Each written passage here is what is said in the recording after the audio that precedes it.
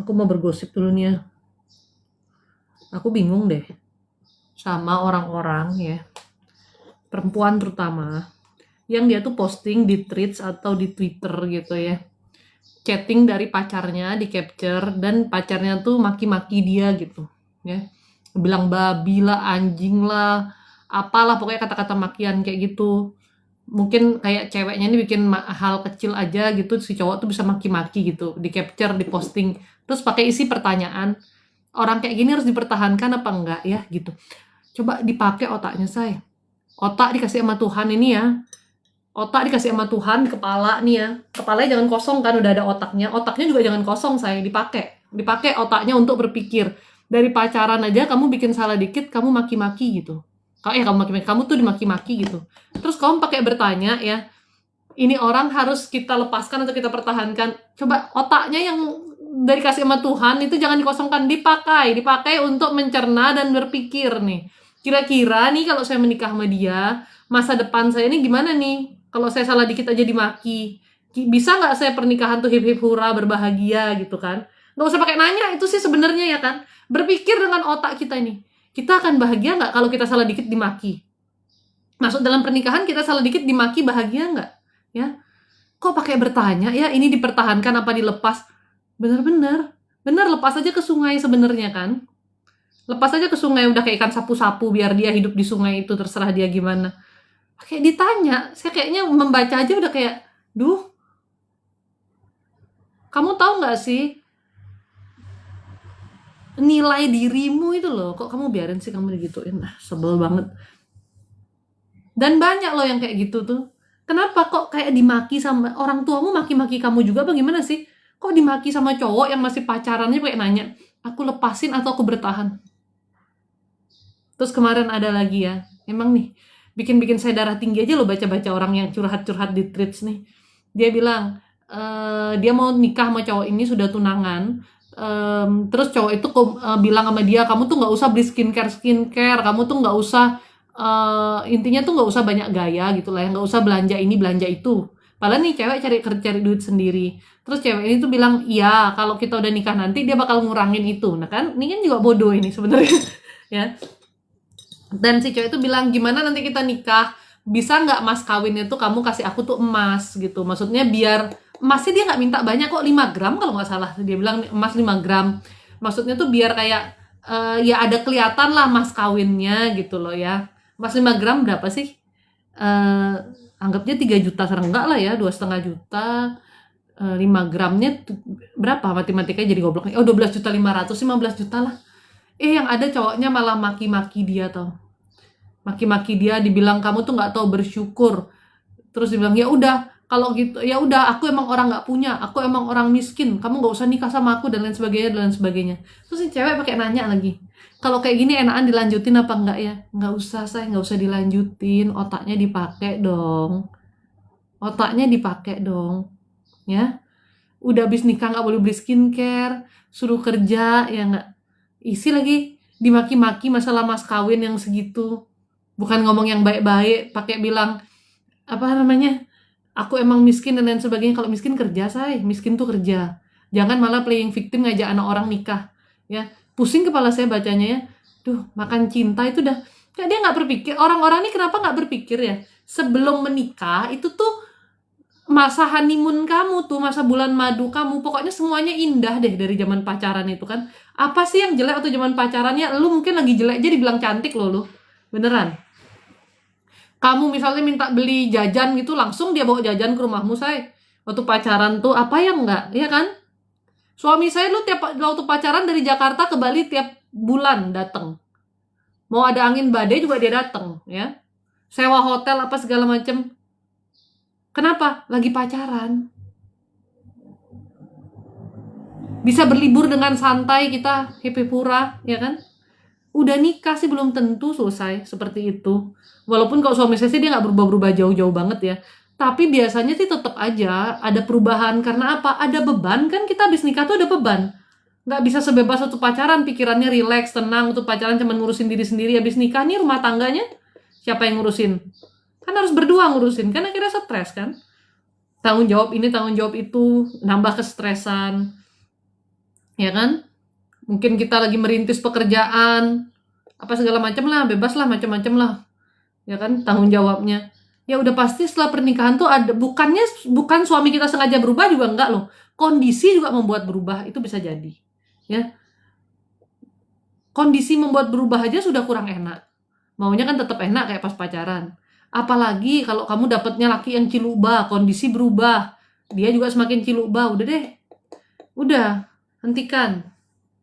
Hentikan ya netizen ya. Nggak usah pakai ditanya di Twitter, nggak usah pakai tanya di tweets, lanjutkan apa enggak, itu otaknya dipakai sedikit. Walaupun sedikit aja dipakai lah minimal ya, biar berfungsi ya. Hai Eri. Nanti jangan aja habis nikahnya baru konsul, gimana suami saya gini gitu. Kebanyakan yang konsul kayak gitu terus saya tanya, dulu tuh sebelum nikah gimana? Kamu juga nikahnya tanpa kesiapan. Iya, soalnya udah usia saya. Orang tua desek nikah, jadi saya nikah. Itu namanya pernikahan tanpa kesiapan.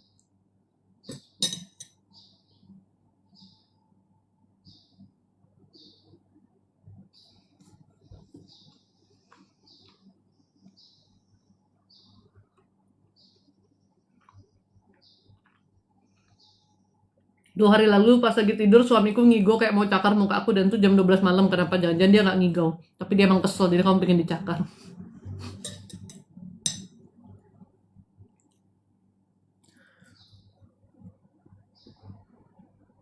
Suamimu nih emang rodok kesetanan ya. Kayak banyak hal-hal lain di badannya sih.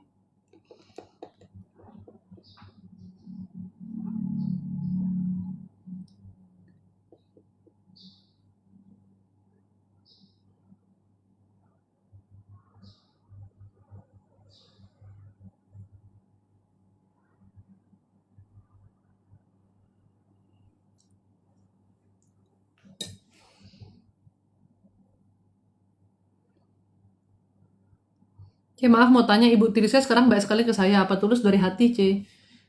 Ya terima aja kebaikannya, ya. Terima aja orang baik tuh, kamu baik balik sama dia gitu loh. Gitu aja. Nggak usah curiga-curiga yang nggak penting. Kita jadi manusia normal-normal aja. Nanti kalau dia sudah baik, ya kita baik. Dia ada minta sesuatu yang di luar kemampuan kita, ya mohon maaf, kan gitu.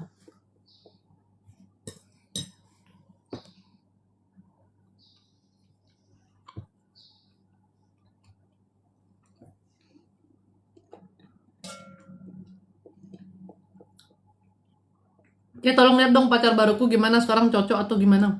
Menurutmu kamu cocok nggak?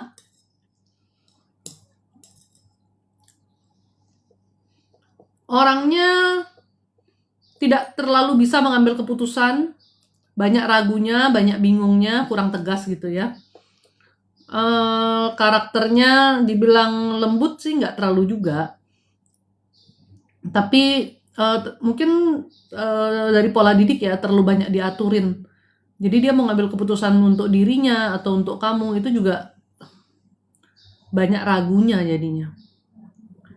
Amarahnya cukup besar, kepahitannya banyak, sedihnya juga banyak. Masalah cocok atau enggak ya kamu tahulah tingkat kecocokanmu ya, kamu yang lebih ngerti. Kan yang punya pacar kamu.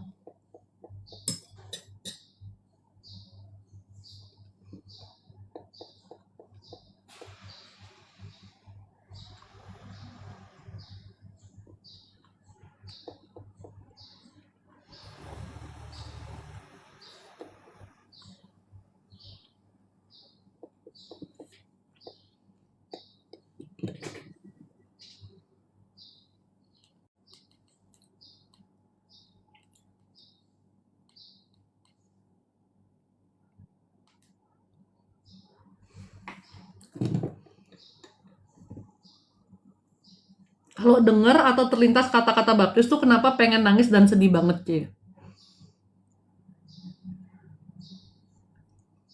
Di dalam dirimu aja sih ada kerinduan untuk benar-benar dipulihkan. Tapi kamu masih banyak ketakutan juga dengan orang di sekitar ya. Apakah baru live baru? Ya semalam apakah baru gencar sekali aku kebangun suara cetek. Kenceng banget jam 1.46 doa terus ketiduran. Nggak segencar itu sih, cuman kebetulan aja mungkin sampai ada yang hancur. Nggak kok, cuman semalam aku juga ada mimpi apa ya? Mimpinya agak antik sih dikit ya, lupa sampai.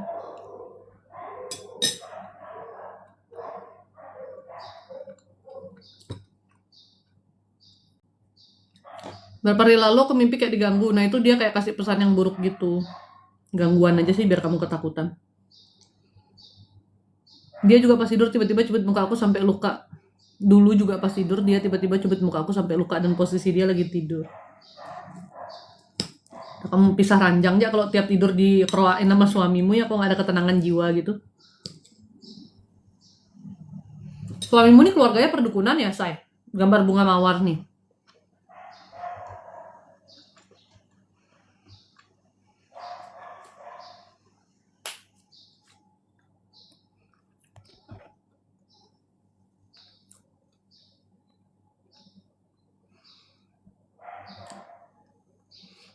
Ikut Tuhan seakan-akan kita jadi lemah. Emang kita lemah, kapan kita kuat? Yang kuat tuh kan Tuhan. Dia papain orang jangan balas. Terus apa kita nggak bisa tegas? Tegas sama balas beda loh. Tegas sama balas tuh beda. Saya tegas banget. Tapi saya tidak membalas yang sama yang orang lakukan pada saya. Kamu tahu bedanya tegas dan balas? Tegas, you make the boundaries. Kamu membuat batasan-batasan. Sejauh mana orang bisa melangkah masuk dalam hidupmu. Sejauh mana mereka bisa mengganggu kamu, mereka bisa mengusik kamu, itu sejauh mana you make the boundaries. Kamu bikin pembatasnya. Itu tegas. Kalau dia masuk melebihi ranahnya dia, saya tegas dorong mundur dia. Ya. Saya punya sikap. Itu tegas. Tapi saya tidak membalas. Karena membalas itu berarti I do the same thing with him. I do the same thing with her. But I don't. Saya tidak melakukan itu, tapi saya membuat batasan saya. Jadi Anda bedakan ya, tegas dan balas. Anda ditempeleng, Anda balas ditempeleng. Tapi kalau orang, dia mau tempeleng saya sudah keburu tangkep tangannya dia. Kamu nggak boleh tempeleng saya. Ya. Jadi saya memang tegas. Kalau tanya dari usia berapa, sejak bertobat lebih tegas lagi. Sebelumnya saya memang sudah cukup berani bicara, tapi kadang masih nggak enakan. Cuman sejak saya bertobat, saya tahu bahwa hati saya harus saya jaga, pikiran saya harus dalam ketenangan, orang-orang toksik harus saya jauhi, dan begitu mereka masuk ke ranah saya untuk mengganggu saya, bukan ego juga ya, istilahnya mengusik lah, ya, mau cari gara-gara dengan cara yang tidak sopan, nggak bisa menghargai saya nggak banyak ngomong, tapi saya dorong mundur. Dorong mundur caranya apa ya? Beda-beda ya.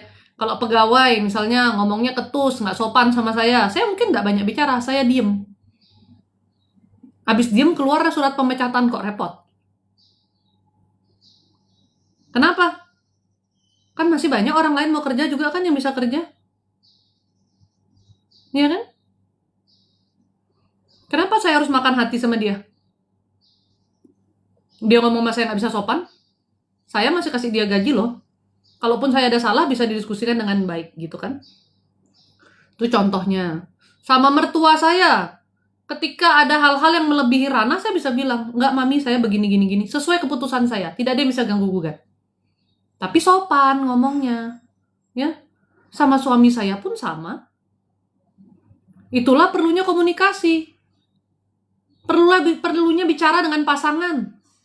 Anda yang tadi komen tuh Anda bilang, kenapa istri harus tunduk sama suami, harus selalu ngalah, sedangkan suami nggak bisa nurut sama istri.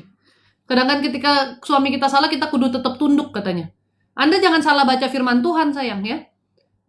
Dipakai yang benar juga mata nih baca firman Tuhan sama otaknya minta hikmat sama Tuhan. Firman Tuhan berkata, wahai istri tunduklah pada suamimu. Betul, tapi jangan dipotong sampai di situ. Dikatakan juga suami kasihilah istrimu. Kasihi seperti apa? Sebagaimana Tuhan mengasihi umatnya. Kalau suamimu salah, kamu tunduk, itu bodohmu. Istri Anda penolong bagi suami Anda. Anda dibuat dari tulang rusuk suami katanya. Ya. Anda penolong kok suaminya salah, Anda ikutin. Kan Anda tugasnya nolong. Anda tugasnya ngomong dong kalau dia salah, say. Kok ikut sebareng-bareng salah, apa nggak nyungsep rumah tangganya, say? Yang gila itu Anda, apa suami Anda berdua, apa gila-gilaan, saya nggak ngerti lagi. Saya kalau suami saya menggila, ya saya bicara. Gimana saya bisa tunduk sama kamu kalau kita nyungsep? Misalnya suami bilang, nih kita minjem duit nih ke bank 10M ya. Ya pasti saya ajak ribut, lalu gila lu minjem duit ke bank 10M musim-musim kayak gini. Kalau saya iyain apa nggak nyungsep hidup kita? Iya kan? Yang suruh Anda tunduk kalau suami salah itu siapa? Istri Anda pengingat.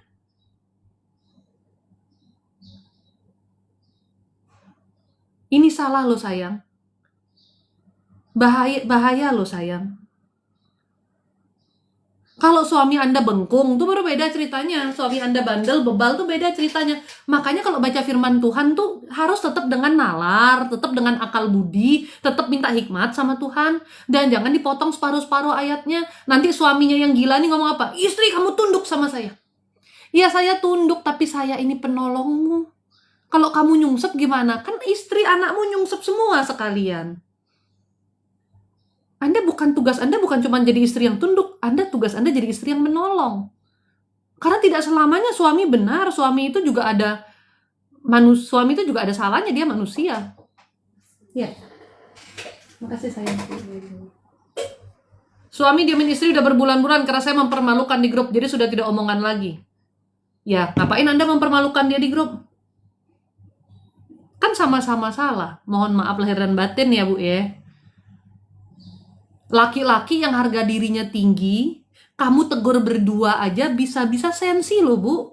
Tersinggung.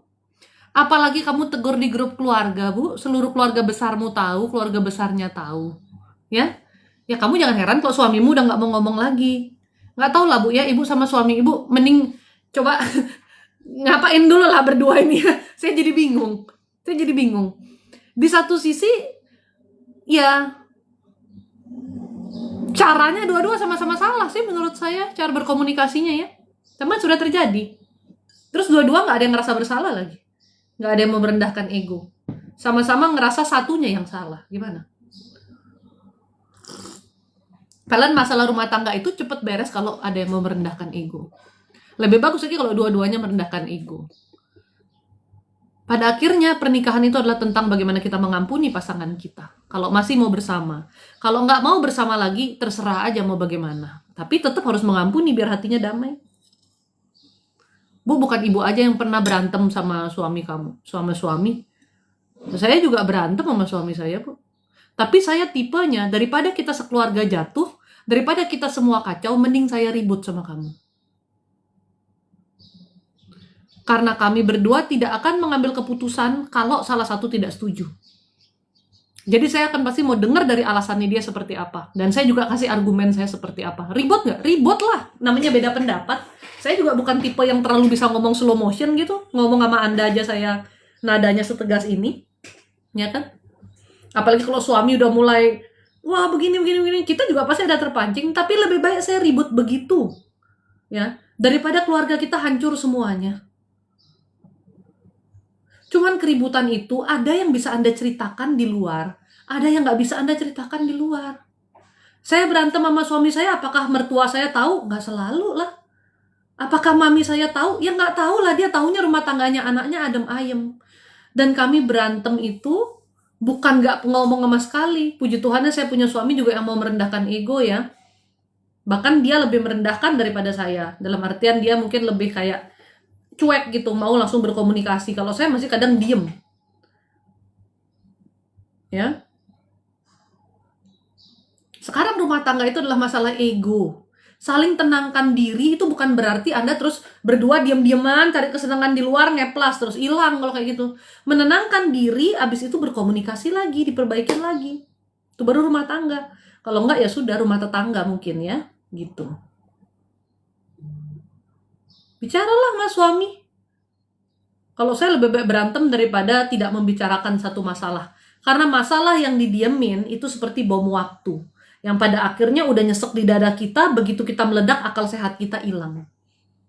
Tapi kalau baru sedikit kita omongin, cepet beres. Cuman kuncinya ya kembali lagi di ego kita dan ego pasangan. Ada pasangan juga yang sudah kita kasih tahu keluh kesah kita apa, egonya tinggi, nggak mau denger. Ya repot juga ya, makanya ya itulah. Rumah tangga itu kan tentang 2 orang, bukan 1 orang. Dua-duanya harus mau gitu. Tapi kalau ibu bilang, apakah istri harus selalu ngalah, tunduk? Nggak juga, Bu. Nggak juga.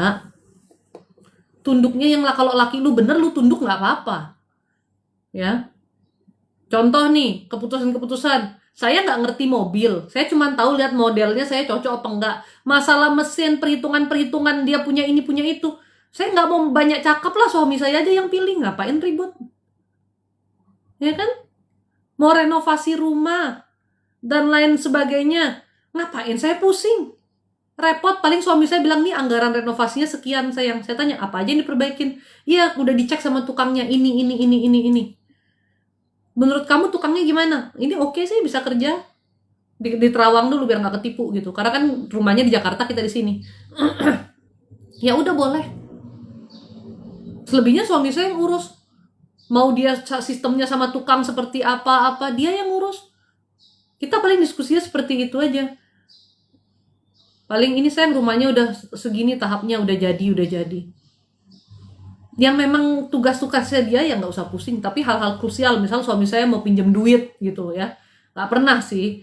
Tapi ini contoh aja, mau pinjam duit. Atau misalnya dia mau investasikan uang kita kemana gitu. Itu pasti diskusi.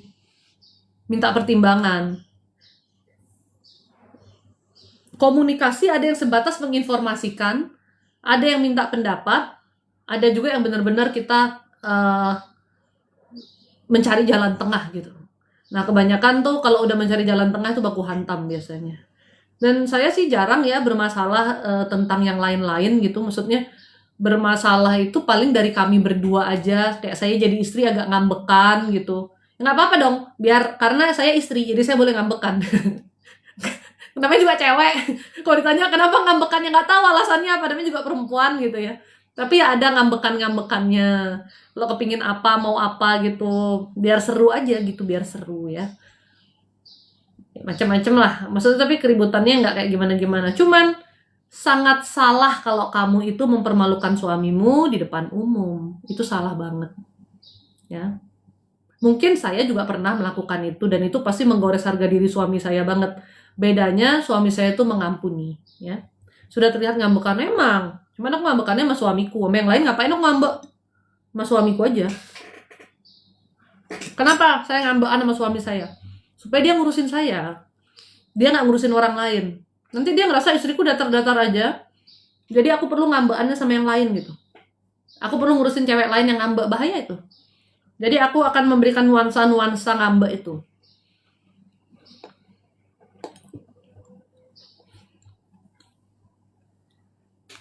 Pada suamiku. Pada kamu sih enggak, terserah kamu aja.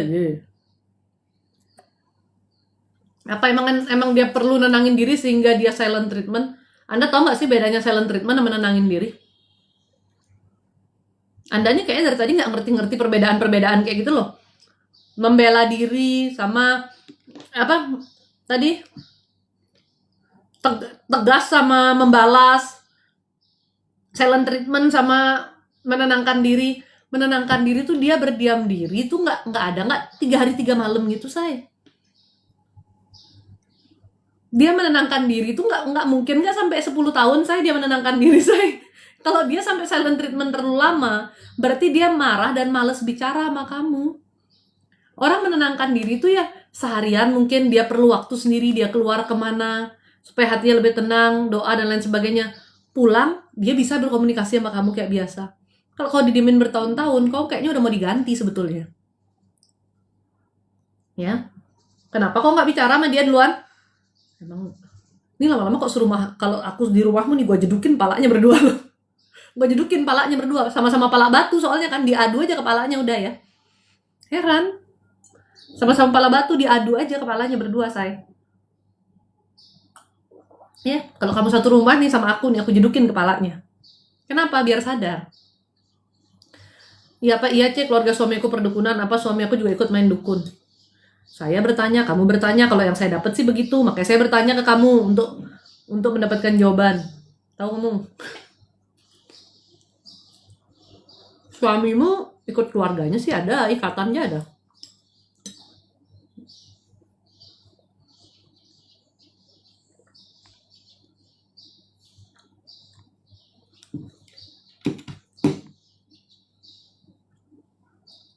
Egois kalau silent treatment berbulan-bulan. Ya, tidak dewasa lah, bukan egois ya, tidak dewasa.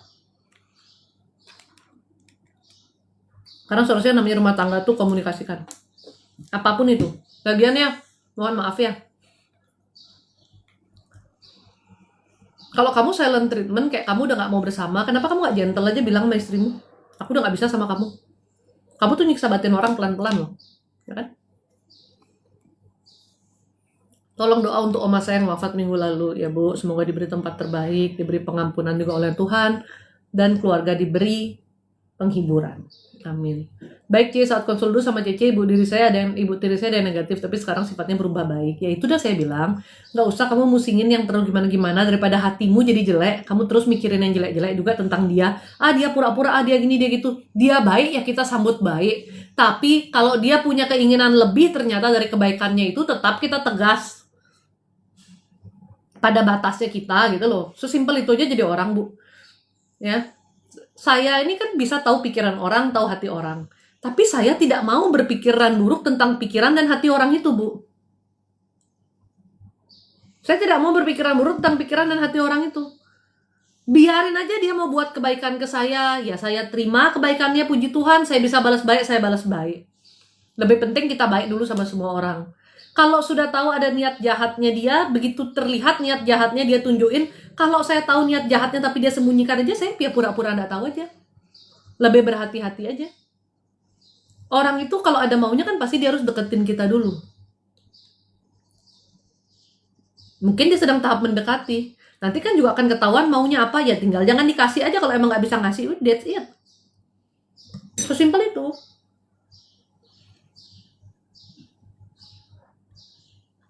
Biar pikirannya nggak rusak.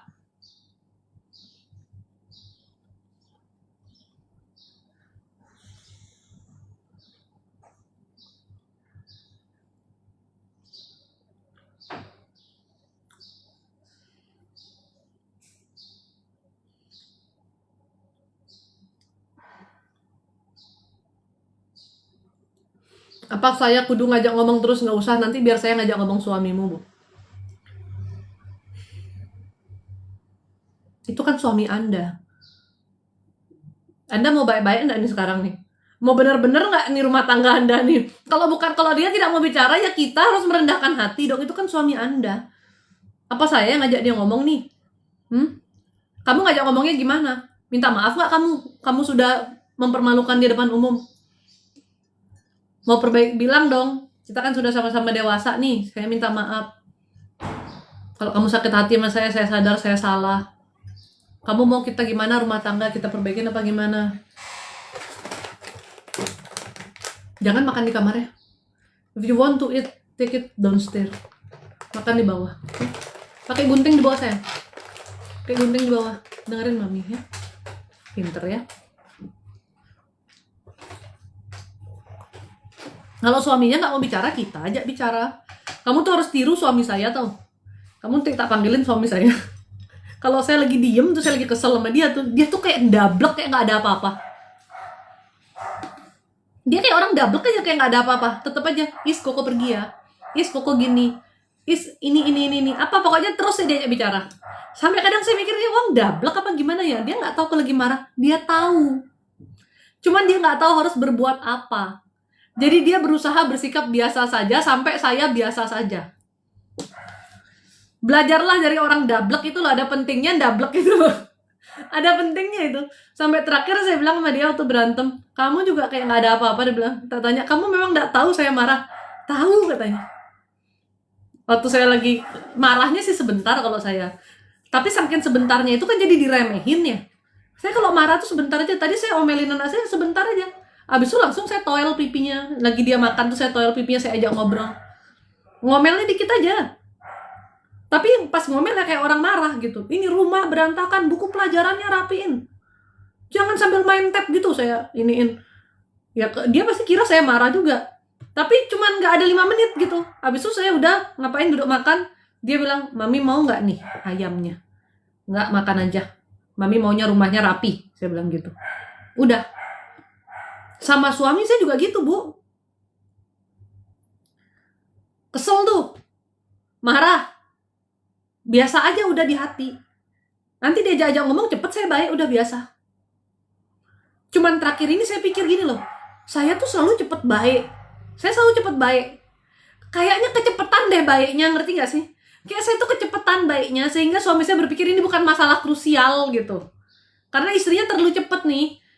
Keselnya tuh paling pagi kesel ngomel nih, siang udah biasa. Diem dikit lah, tapi udah biasa gitu. Diajak ngomong gitu. Terakhir ini saya sampai sekitar 4 atau 5 hari gitu agak diem gitu. Kenapa? Bukan sebenarnya saya bukan udah masih marah tuh enggak.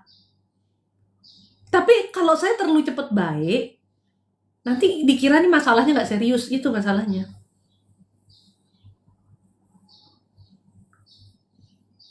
Ya, enggak, Anda juga nggak gampang memaafkan nih. Jangan AGR gitu. Jangan EGR gitu. Kamu aja sebetulnya marah, kamu sedih, kamu kesel, kamu kepahitan, kamu belum memaafkan kok.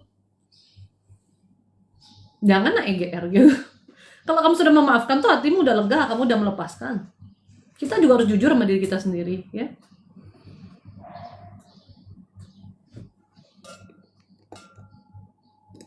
Coba nggak usah kamu copy paste ya, ntar di mute kamu loh lama-lama. Saya tuh baca, cuman apa yang saya mau tanggapin dari chattingmu itu loh sebetulnya. Kadang saya jengkel tapi nggak dikasih lihat gimana tuh, C. Maksudnya kamu jengkel dalam hati aja. Ya nggak apa-apa kalau kamu jengkel dalam hati, tapi kamu langsung mengampuni gitu, melepaskan aja. Cuman segala sesuatu tuh kalau menurut saya ya, saya kan juga berumah tangga dan saya tetap masih belajar sih. Kita harus mengkomunikasikan sih. Karena masalah kecil yang kita maklumin itu kalau numpuk jadi nggak kecil lagi loh. Itu masalahnya. Sorry Cid, tolong lihat suami saya dong Cid, thanks sebelumnya. Kenapa Bu? Dari Ibu waktu kemarin juga sudah suruh lihat suaminya, karena suaminya pernah ada komunikasi sama cewek. Udah gitu pernah buat tulis surat galau kan Ibu. Ibu mau dilihat apanya suaminya? Kalau Ibu mau tanya suaminya selingkuh apa enggak, saya nggak mungkin jawab Bu.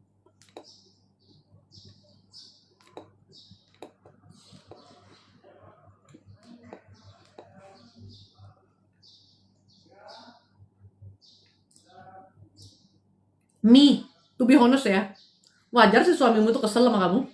Kamu tuh bebal tau Mi. Kamu ngerasa bener. Saya sudah literally bilang, you tuh belum mengampuni. Dan ini bukan dari penilaian mata manusia saya.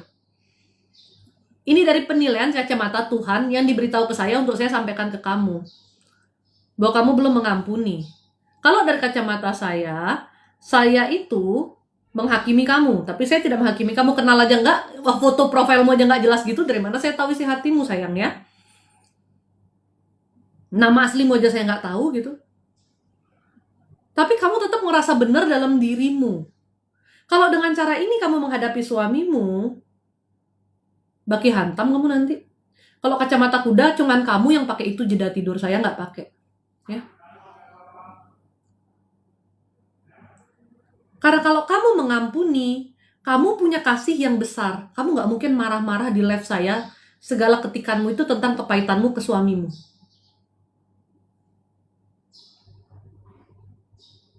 Kalau kamu sudah betul-betul mengampuni. Itu aja udah kelihatan perbedaannya. Kalau kita punya kasih, kita mengampuni dalam hati kita juga lebih berkaca diri kok. Apa salah saya dalam rumah tangga ini? Kenapa suami saya sampai seperti itu? Kita kenapa? Kita bisa melihat dari sisi yang lebih seimbang. Kenapa? Karena kasih itu berarti kita peduli sama pasangan kita. Kasih itu bukan cuma berarti kita merasa menang dan benar. Ya. Tersinggung nih diomongin kayak gini. Tapi mohon maaf harus ngomong fakta. Daripada dosa. Bagaimana cara Cece mengampuni? Dulu saya juga sama seperti kalian semua. Ya. Bahkan sejak luka masa kecil pun ada. Saya melakukan doa pelepasan pengampunan saya itu sendiri.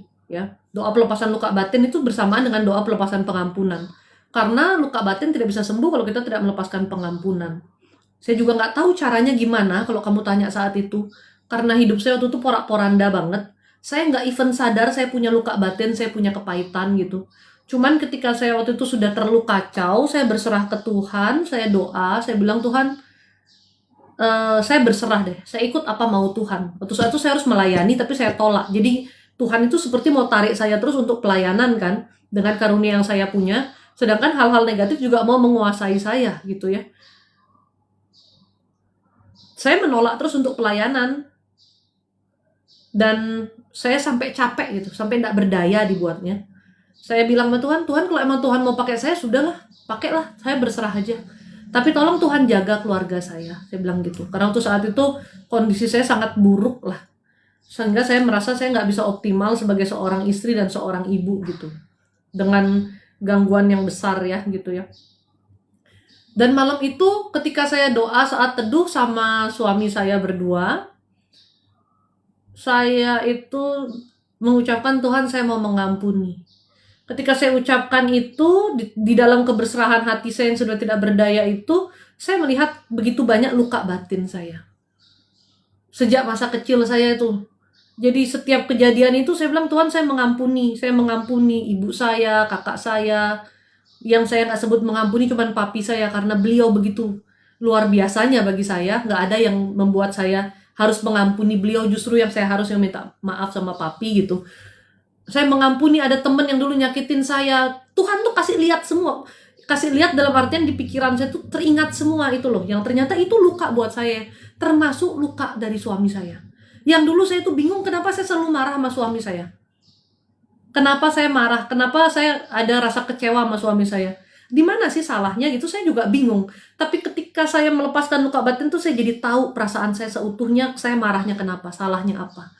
Dan detik itu juga karena dia ada di sebelah saya bilang, aku mengampuni kamu dan aku minta pengampunan juga sama kamu. Karena begitu saya melihat kondisi saya juga menyadari tindakan saya pun yang penuh luka batin ini banyak melukai dia. Banyak melukai pasangan saya. Banyak melukai orang sekitar saya. Kebetulan dia sebelah saya, ya saya langsung minta maaf sama dia. Saya minta pengampunan. Dan suami saya juga waktu itu kami lagi saat teduh bareng, dia langsung peluk saya, dia bilang, Koko juga minta maaf sama kamu dan Koko juga mengampuni kamu.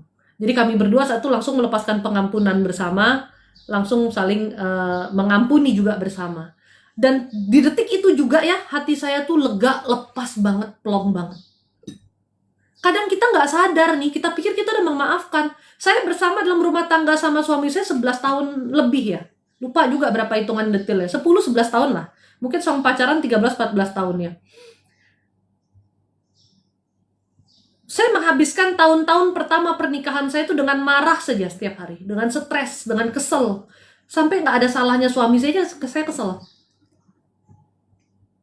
Dulu saya pernah bilang sama dia, kamu bernafas aja bikin saya kesel. Apalagi suami saya suka ngintilin saya kan. Saya di atas, dia ikut ke atas. Saya di bawah, dia ikut ke bawah gitu. Saya nggak tahu kenapa. Ternyata ada luka di awal pernikahan. Yang mencoreng ego saya, mencoreng hati saya, harapan saya mungkin saat itu apa, tapi terluka. Itu yang saya bawa, rasa kesel itu yang saya pikir sudah saya terima, saya sudah maafin karena kita tetap bersama dalam rumah tangga.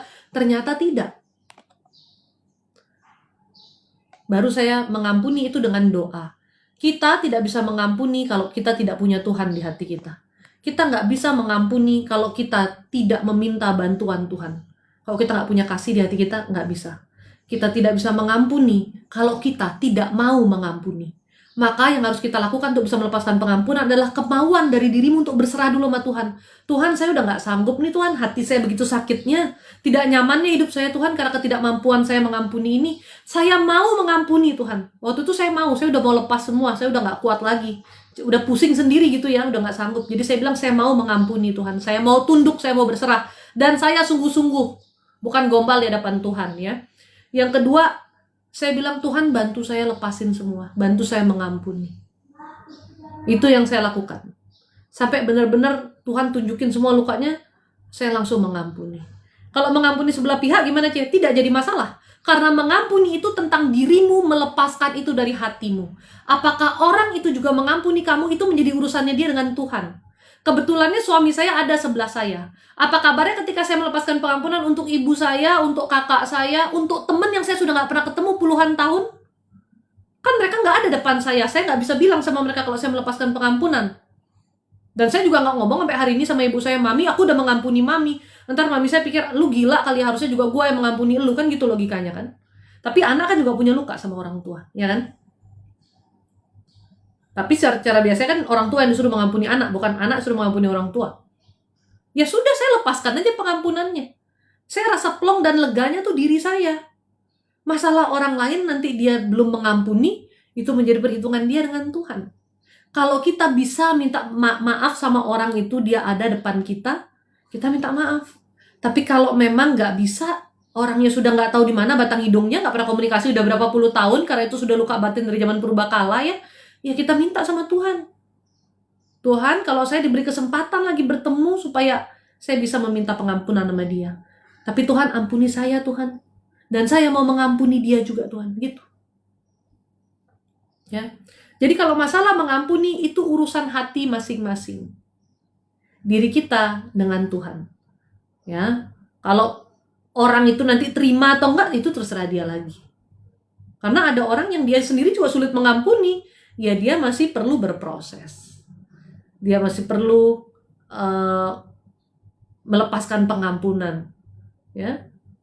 Tuh, Helena bilang apa? Aku kalau dulu nggak melepaskan pengampunan mungkin udah tetap skizofrenia. Yes, karena waktu Helena datang pertama kali ke tempat saya, dia dalam kondisi kacau, ya, tidak bisa beraktivitas normal lah karena dia divonis skizofrenia. Skizofrenia tuh halusinasi tingkat tinggi, sudah dibilang gila lah gitu ya.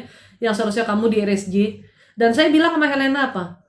Waktu itu teguran saya cukup keras. Saya bilang, kamu tuh lehermu aja kamu rosarioin. Karena Helena tuh kayak kalung rosario yang besar di lehernya. Hatimu rosarioin, saya bilang. Hatimu rosarioin.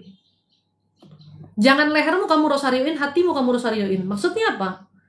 Hatimu kamu bersihin sehingga rosario itu yang suci, yang bersih itu sebagai lambangnya, itu pantas ada di hatimu. Ya, itu pantas ada di hatimu. Itu yang saya maksud. Kenapa? Saya bilang sama dia, kamu mengampuni orang tuamu aja belum? Lepaskan pengampunan. Saya bilang gitu. Saya tidak bantu Helena doa pengampunan. Tapi sampai di rumah, dia mengingat apa yang saya ngomong kalau dia harus lepaskan pengampunan. Dan dia doa ke Tuhan bahwa dia mau melepaskan pengampunan. Selebihnya mungkin Helena yang bisa cerita ke kalian. Bagaimana dia melepaskan pengampunan itu. Karena saya sendiri ya begitu cara saya. Ya. Tapi ada orang yang saya bantu pelepasan luka batinnya, melepaskan pengampunannya dibantu, ada. Cuman dari orangnya harus mau. Kalau orangnya tidak mau saya doain sampai mimisan juga dia tidak akan ngefek itu. Ada yang masih kaku hatinya, ya. Datang ke tempat saya waktu itu saya mau bantu doa, terus saya bilang gini, kalau saya bilang lepasin pengampunan, kamu juga doa ya. Kalau kamu juga mau melepaskan pengampunan gitu ya. Dia belum bisa. Waktu itu kasusnya suaminya santet dia. Dia belum bisa. Jadi santetnya lepas gak? Enggak. Seandainya dia mau mengampuni, santetnya lepas loh. Karena hatinya dia bersih, iblis sudah gak bisa kuasai.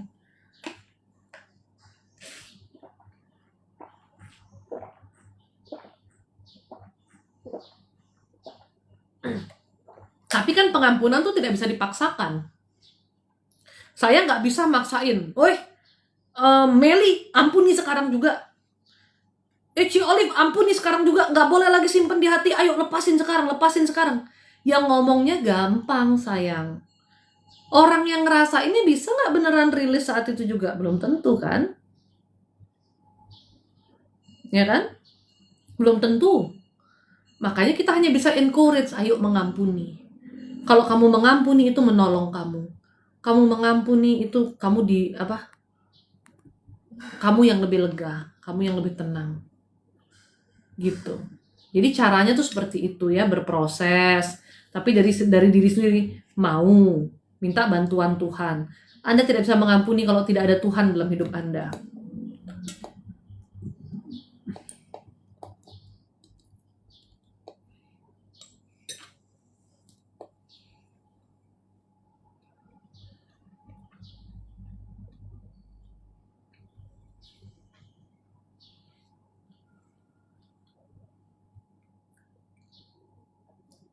Papa saya punya salah sama saya, terus papa minta maaf, itu nggak apa-apa kan, Ci? Bukan hal tabu kan? Pertanyaan-pertanyaan apa sih ini sebetulnya? Pertanyaan-pertanyaan apa itu sebetulnya itu? Masa itu perlu ditanyakan? Apa yang tabu dari orang tua minta maaf sama anak? Nggak ada yang tabu. Yang salah yang minta maaf itu normalnya orang hidup, say.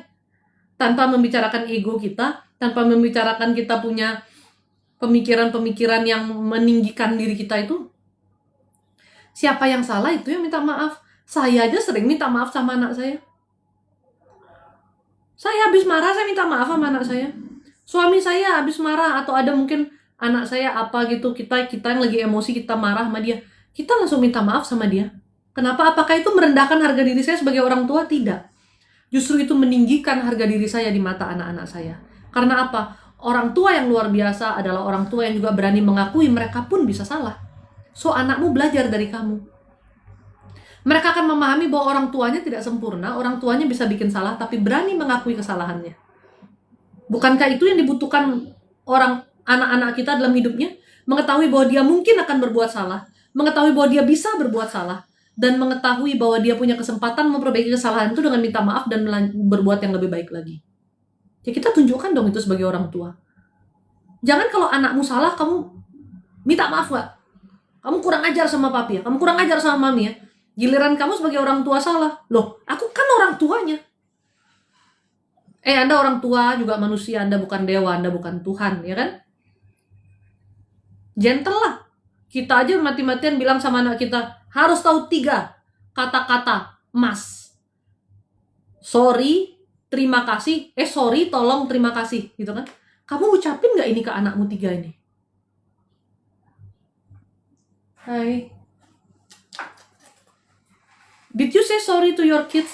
Kalau kamu berbuat salah, harus say sorry. Did you say thank you to them? Kalau mereka bantu kamu, even ambilin kamu botol minum, ambilin air gitu. Atau kamu bilang tolong gak? Tolong dong ambilin mami ini, tolong dong ini.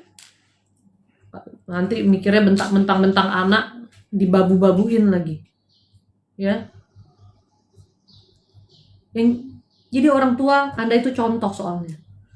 Jadi kalau Anda tanya tabu apa enggak, ya enggak tabu lah. Gimana sih? Justru bapakmu lagi mencontohkan yang benar. Apanya yang tabu? Kecuali nih, kamu suruh bapakmu minta maafnya beda lagi versinya. Papa salah sama aku, papa sembah aku. Ya, itu gila namanya, say. Elunya yang gila kalau caranya kayak gitu. Kalau dia cuma bilang, papa minta maaf ya nak ya, papa salah sama kamu, papa nyakitin kamu, normal-normal gitu.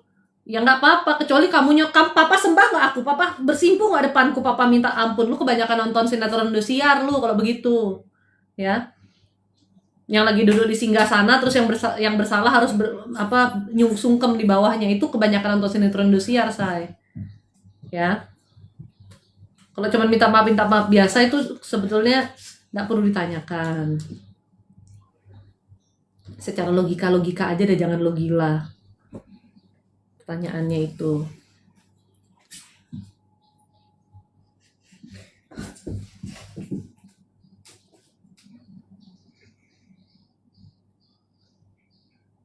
Udah tahap gila sih skiso itu. Bangga sekali Helena ini sudah jadi gila dulu. Tapi Helena tuh punya perjalanan yang luar biasa ya.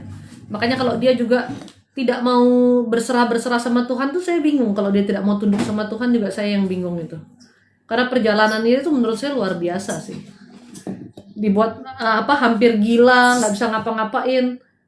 Itu bener-bener murni pertolongan Tuhan itu. Kalau tanpa pertolongan Tuhan ya mungkin sudah goodbye my love ya. Oke, kalau jalan info. Setiap orang itu kan punya cara bertemu dengan Tuhan itu kan caranya berbeda-beda. Ya, bertemu dengan Tuhan ini bukan waktu kamu mati. Maksudnya punya pengalaman iman dengan Tuhan tuh caranya berbeda-beda. Ujiannya berbeda-beda. Alden, main di kamar sebelah sekarang.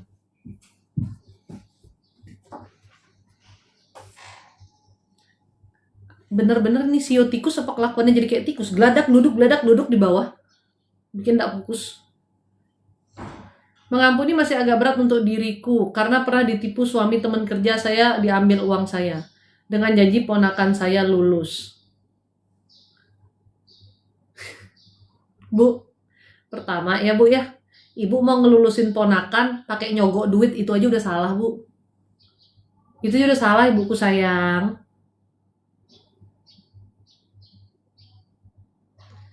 Makanya cara Tuhan gagalkan dengan Anda kena tipu. Biar apa? Biar ponakan Anda bisa dapat kerjaan yang benar-benar halal, Ibu. Bukan dimulai dengan keharaman. Maka apa yang akan didapatkan dari rezeki itu semuanya nanti haram jatuhnya, Ibu, karena Ibu nyogok. Understand?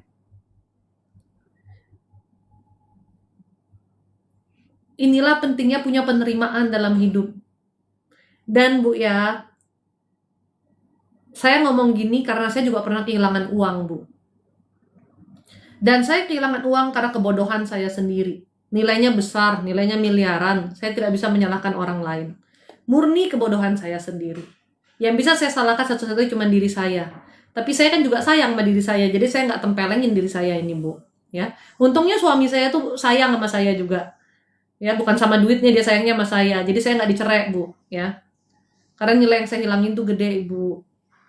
Siapa yang mau saya salahin? Ibu masih bisa nyalahin orang lain. Saya nggak bisa nyalahin siapa-siapa. Tapi saya memahami satu hal. Setelah kejadian itu ya, walaupun cukup lama baru paham. Kalau kata Aldi siapa itu? Yang mantannya Dewi Persik itu. Segala burger kepunyaan Allah gitu ya, Bu ya. Uang kita juga kepunyaan Allah, Bu. Uang kita juga punya Tuhan, Bu. Dari situ Aldi Taher.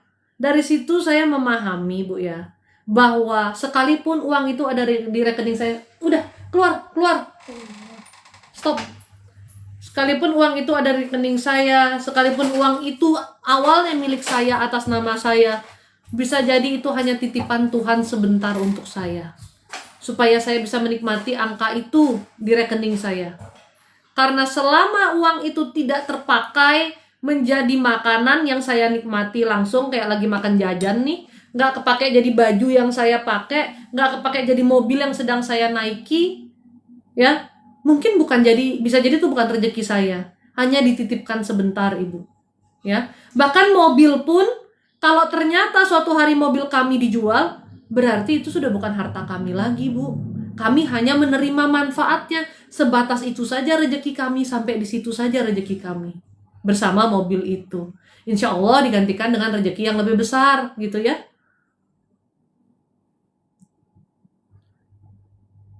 Yang luar biasanya, saya kehilangan uang sebesar itu, saya tidak bangkrut. Itu aja udah kebaikan Tuhan. Uang Ibu diambil, Ibu masih bisa hidup, Ibu tidak bangkrut. Ibu tetap menerima kebaikan Tuhan juga.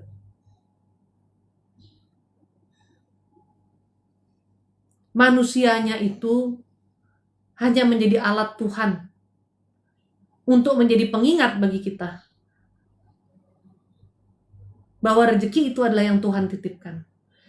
Dan sekaligus kalau untuk kasusnya Ibu, pengingat supaya untuk memulai segala sesuatu, mulai dengan jalan yang halal. Jangan ada sogok-sogokan, Bu. Ya.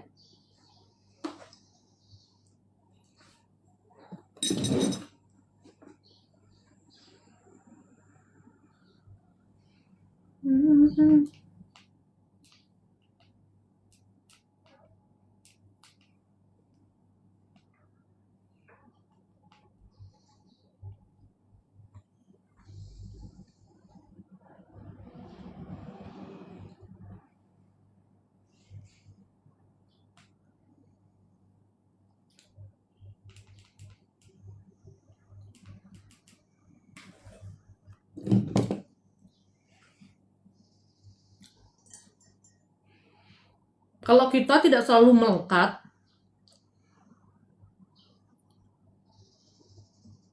ketika kita kehilangan, kita tidak akan sesakit itu.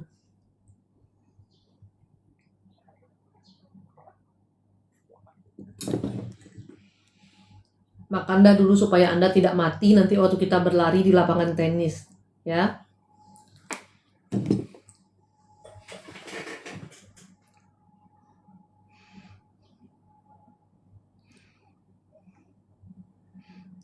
Sebenarnya ya, kok ini kenapa sih yang tulisan join ini nggak bisa hilang ya? Jadi komen kalian tuh hilang semuanya loh. Males juga saya slide ke atas terus. Kayak si ini join, si itu join tuh gitu aja yang banyak chattingannya. Sebenarnya ya, manusia nggak bisa memaafkan itu manusia yang paling goblok. Setelah saya mengampuni, baru saya bisa bilang begitu. Kenapa? Karena Anda nggak akan tahu rasanya damai. Anda nggak akan tahu rasanya tenang tuh kayak apa. Anda menderita banget. Dulu ya, saya juga selalu ya, kita namanya manusia ya, kita belum merasakan damainya itu ya. Saya merasa diri saya baik-baik aja. Saya merasa diri saya benar, saya merasa diri saya waras, normal. Dimana setiap hari saya stres, saya marah, itu normal. Dimana setiap hari kuping ini kenceng nih, itu normal buat saya. Karena saya merasa saya menjalani hidup saya sudah dengan benar. Itu nggak normal ternyata loh guys. Setelah saya melepaskan pengampunan gitu ya, setelah saya terima Tuhan, setelah saya kayak mengikhlaskan semua lah bilangnya gitu ya, itu hati itu bener-bener loh ringan banget. Dan itu tuh terus terjadi sampai hari ini. Sudah berapa tahun ini? Mungkin 5 tahun ada. Dari saya melepaskan pengampunan, benar-benar saya mau melayani Tuhan tuh udah 5 tahunan kan. Itu benar-benar tuh nggak ada lagi tuh yang bangun tidur bikin saya stres, mau tidur saya stres, nggak ada. Jadi saya mengumpamakan hati saya tuh seperti air laut yang tenang. Tidak ada ombak yang besar, ada angin sepoi-sepoi aja. Sesantai itu. Badan saya sehat jadinya. Pikiran saya juga nggak ruwet gitu ya. Hati saya lebih lagi damai. Mungkin orang nggak percaya, tapi saya rasa itu bisa terlihat dari wajah kita. Wajah saya ini memang menunjukkan karakter saya yang keras, tapi Anda juga bisa lihat kedamaiannya. Ketika saya udah berdamai dengan keadaan saya, dengan diri saya nggak ambil pusing sama orang lain. Saya bisa lebih tegas. Saya bisa lebih membuat batasan-batasan. Ya. Kalau Anda nggak mengampuni, bener-bener rugi. Dulu saya sebelum mengampuni itu saya pikir normal. Setelah mengampuni baru tahu bedanya. Lalu yang saya ucapkan apa? Kenapa nggak dari dulu ya Tuhan? Kenapa nggak dari dulu Tuhan panggil saya untuk melepaskan pengampunan, untuk melayani? Kenapa nggak dari dulu? Karena seenak itu. Melalui prosesnya nggak enak sih emang ya, digudeg digojloknya tuh kalau saya bilang diulek sampai kayak bumbu gado-gado yang halus itu loh, sampai nggak ada remah-remahnya lagi, itu diudek sampai kayak gitu ya. Tapi setelah berhasil itu ternyata sedamai itu. Yang dulunya saya nolak-nolak pelayanan, dulunya saya nggak mau nunduk sama Tuhan, dulunya saya bandelnya itu bukan saya brengsek gimana, nggak ya, mau ikut jalan hidup saya yang saya tentukan aja ya, saya cuman pingin seperti yang saya mau aja gitu, yang saya mau aja diri saya.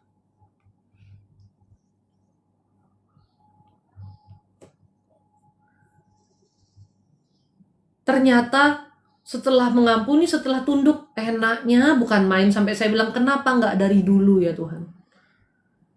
Nggak ada pikiran-pikiran nggak penting itu loh. Makanya kalau kamu nanya-nanya di sini yang aneh-aneh tuh saya mikir, nih orang kok pikirannya bisa begitu ya gitu. Kenapa? Karena sudah nggak mengalami di otak saya itu loh. Pikiran yang antek-antek kayak kamu mikirin, misalnya nih kayak si Eri gitu ya. Coba si Eri tuh mana tuh manusia satu tuh lagi ya. Kadang-kadang saya juga sama dia pengen saya ketok juga kepalanya tuh. Dia habis ngewarnain rambut kan, di highlight sama dia, di blonde sama dia kan, rambutnya dipirangin sama dia. Dia bisa-bisaan nanya gini loh, dengan rambutku dipirangin ini aku nggak bakal dipecat kan, Lu apaan sih? Pertanyaan macam apa itu, Miska? Masa masalah warna rambut aja kantormu pecat? Ini kantor apa sekolah Katolik nih? Kalau dulu gue di sekolah Katolik tuh, di sekolah Katolik di Santo Yosep tuh ya, sekolah gue dulu ya, rambut emang nggak boleh diwarnain. Itu juga nggak langsung dipecat, diingetin doang sama susternya, dihukum dikit sih.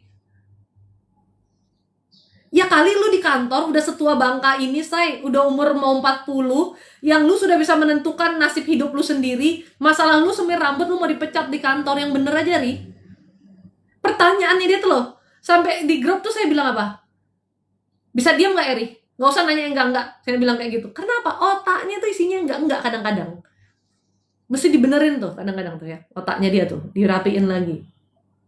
Yang bermasalah tuh kan otaknya kita semua nih loh, otak-otak ikan tenggirinya gitu nih loh, otak-otak di nasi padangnya kita loh, ini yang bermasalah nih, ya. Sering berpikir negatif, berpikiran yang enggak, ini sumber masalahnya, jadi sininya enggak tenang. Kalau ininya tenang, damai, ya. Iya tuh suster yang gara-gara kacamatanya coklat, saya rambutnya coklat, dia sampai, oh iya gitu, dikirain gara-gara kacamatanya dia. Contohnya nih kayak si Meli. Dulu-dulu ya, suaminya baik-baik aja. Dia terus berpikiran buruk tentang suaminya sampai saya bosen loh dengerin dia. Sampai saya bilang, bisa berhenti nggak? Nanti chatting saya, "C, suamiku nih jam segini belum pulang. Dia pasti lagi sama cewek kan, C?" Aku bilang, "Gila kau ya? Kau nih gila apa gimana? Jangan-jangan suamimu lagi kena macet. Kau bukannya kau doain dia, kau telepon dia baik-baik, tanya lagi di mana sayang, kok lama sampai?" Iya, tuh Cece dan Bu Ame sampai-sampai muak. Muak, saya muak. Dengan halusinasinya dia tuh loh. Terus karena ada in one point, saya udah kesel banget ya. On one point tuh saya udah kesel banget tuh, gara-gara si Meli tuh selalu dengan pikiran negatifnya. Terus saya bilang kayak gini, iya dah, suamimu emang gini dah, suamimu emang gitu dah. Saya emang iya kan loh, saya candain dia. Kamu senengnya kan dengar yang kayak gitu kan? Ya sudah, suamimu emang gini gitu. Itu kan sudah jelas saya sarkastis kan. Yang itu dong dia dengerin. Dia bilang, "Bener kan selama ini Cece tuh bohongin aku. Emang suamiku gini kan, emang suamiku gitu kan." Sampai saya bilang, "Lu emang gila lu ya. Lu emang gila," saya bilang. "Saya ngomong yang baik semuanya, yang bener lu nggak denger. Giliran saya udah capek, saya sarkastik sama kamu, yang sarkas tuh kamu anggap bener. Lu emang gila lu," saya bilang. "Udah capek saya bicara sama lu emang gila. Emang otak lu tuh konslet. Jadi yang jelek tuh langsung keserep. Omongan yang baik tuh mental semua. Emang konslet. Udah konslet tuh namanya, nggak ada obatnya." Ya. Dari pikiran yang buruk, suamiku segini, suamiku gitu, gimana? Suaminya pulang jadinya bukan disambut, marah kan? Itu contoh ya, dari pikiran error nyambungnya ke hati. Makanya saya tidak terlalu menanggapi orang-orang yang pikirannya tuh kayak tadi nanyanya, "Kenapa aku dibaikin sama dia, C? Emang dia kenapa? Dia gini, dia gitu." Kenapa saya tidak bilang ke Anda, "Oh, orangnya begini, orangnya begitu"? Enggak, kenapa? Supaya Anda melatih diri Anda untuk tidak berpikiran aneh-aneh sama orang. Ada orang baik, terima kebaikannya dan balas kebaikan. Dia nggak baik pun buat yang baik sama dia.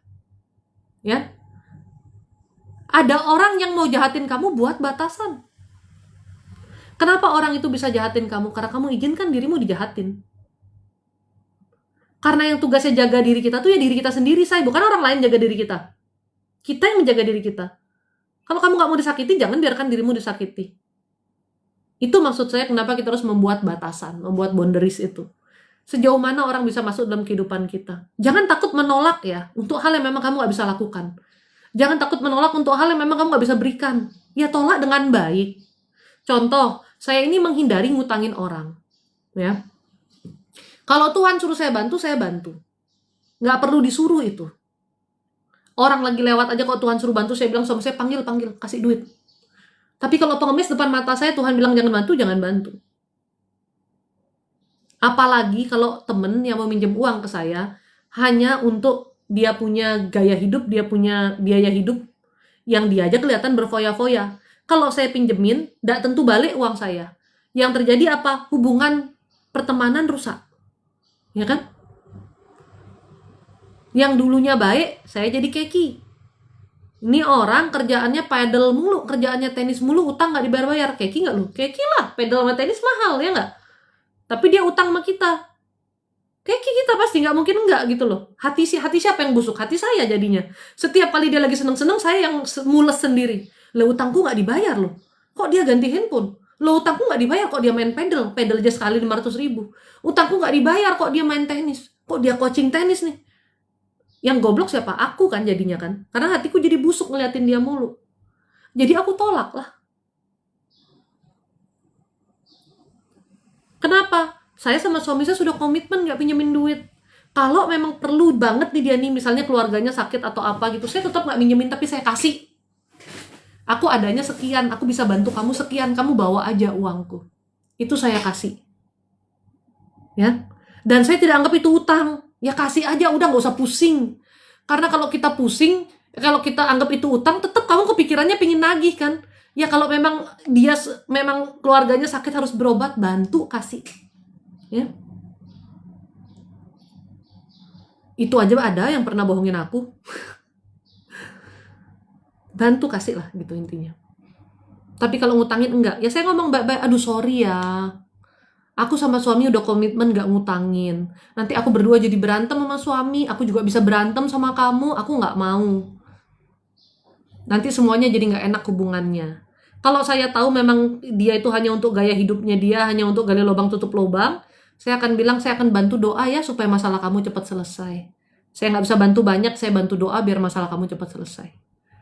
Tapi kalau seperti yang saya bilang tadi, ada kebutuhan itu memang penting gitu ya, saya bilang, saya bisa bantunya segini. Kamu bawa aja uang saya ini, nggak jadi masalah. Gitu. Jadi berani bilang tidak. Kalau dulu saya juga nggak enakan. Misalnya nih kakak sepupu saya, nonton yuk gitu. Saya sebenarnya nggak mau nonton, saya males nonton gitu. Saya kurang suka nonton di bioskop, apalagi kemarin diajak nontonnya film Devil's Wear Prada itu loh. Aku udah males lah nonton film-film drama Hollywood gitu. Kayak Cemeli ngajaknya nonton Dilan itu, males lah aku lah lihat mukanya si siapa jenenge itu yang Peter Pan itu sampai lupa. Ya itulah intinya kan. Saya tuh biasanya kalau dulu ya udahlah ikut-ikut aja gitu karena nggak enakan. Sekarang kalau emang enggak saya bilang enggak. Diajak kemana nggak bisa datang enggak. Kalau dulu nggak enakan. Dan ternyata kalau kita berani bilang enggak untuk diri kita, kalau kita emang nggak mau kita berani bilang enggak, itu enak banget, lega banget, say. Kita tetap menjadi diri kita sendiri, kita bahagia, dan kabar baiknya adalah orang itu juga nggak marah sama kita. Ternyata nggak semua orang perlu diiyain, say. Ada orang yang cuma ngajak aja gitu. Kita bilang nggak pun dia memahami sebetulnya. Jadi nggak perlu kita menyiksa diri kita, ya. Itu salah satu bentuk membuat batasan. Kadang-kadang semua itu hanya karena pikiran kita kok. Kalau aku nolak, ntar dia gini, ntar dia gitu. Enggak. Jangan GR. Jangan GR. Ya, biasa aja.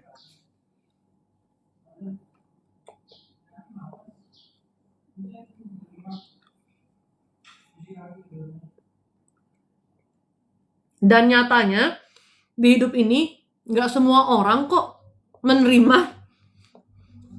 Termasuk tentang diri kita, nggak semua orang menerima. Banyak juga yang menolak.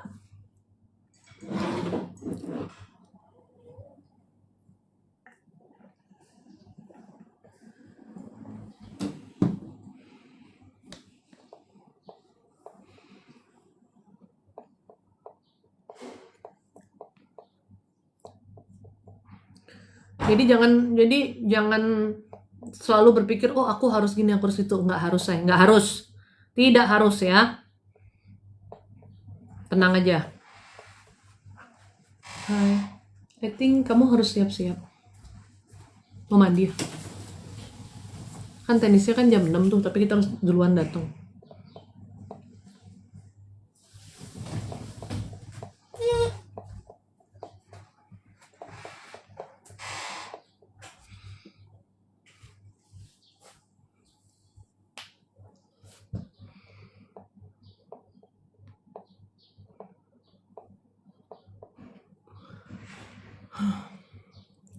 Sahabat aku Rizka Ganing bisa nggak hamil? Kalau bisa nggak hamil, kamu berarti menanyakan saya untuk masa depan ya. Saya nggak menjawab masa depan. Tapi untuk kondisi kesehatan, memang dia ada masalah kesehatan. Ini kan kandungan nih ya. Yang sebelah sini yang bermasalah. Kalau saya lihat kan dari depan, berarti kanannya dia. Berarti kanannya saya, kirinya dia. Itu ada masalah. Suruh ke dokter lah ya. Biar tahu lebih detail.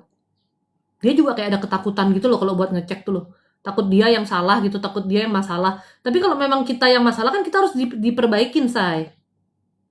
Yang benar-benar kalian semua nih jangan gila-gila gitu loh. Masa sakit gak mau ke dokter, kalau ada masalah takut ketahuan salahnya.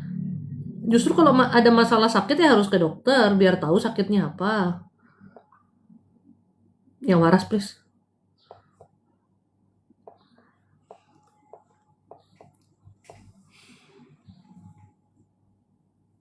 Surat yang ditulis itu untuk siapa? Yang isinya ada tulisan I miss you. Nggak tahu bu, nggak tahu, tanya suaminya bu. Ini kamu nulis surat buat siapa? Tanya dia bu. Jangan tanya saya bu. Nanti ibu, saya ini tidak mau terlibat dalam rumah tangga orang ya bu ya. Yang ibu tanya nanti suami saya selingkuh sama siapa? Itu surat buat siapa?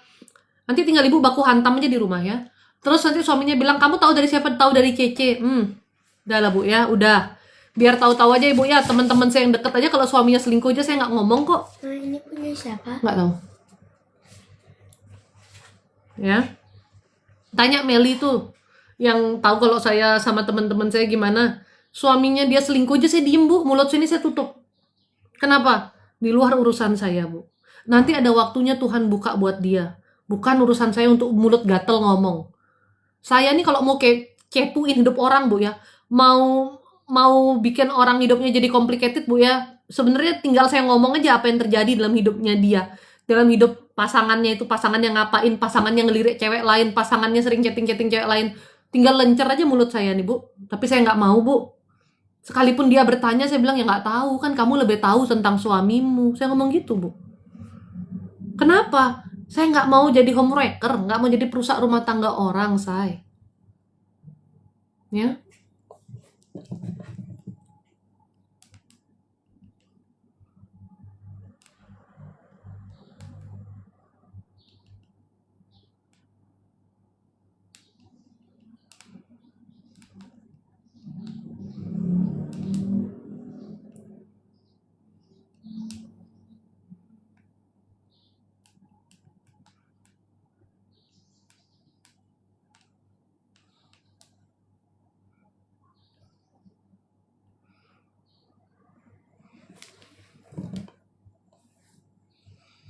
Kak, aku jualan bakery, lihat yang jualan online TikTok lebih rame daripada yang offline. Zaman sekarang bukan emang kayak gitu nggak sih?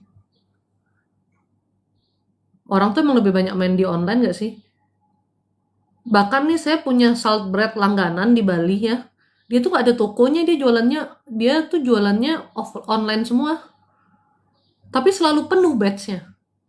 Sekarang harus pinter-pinteran di online, sama yang rasanya harus enak lah ya, saya harus punya ciri khas. Kalau salt breadnya dia emang enak banget. Saya aja dulu bisa tiap hari beli loh. Kalau nggak gembrot udah tiap hari saya beli tuh.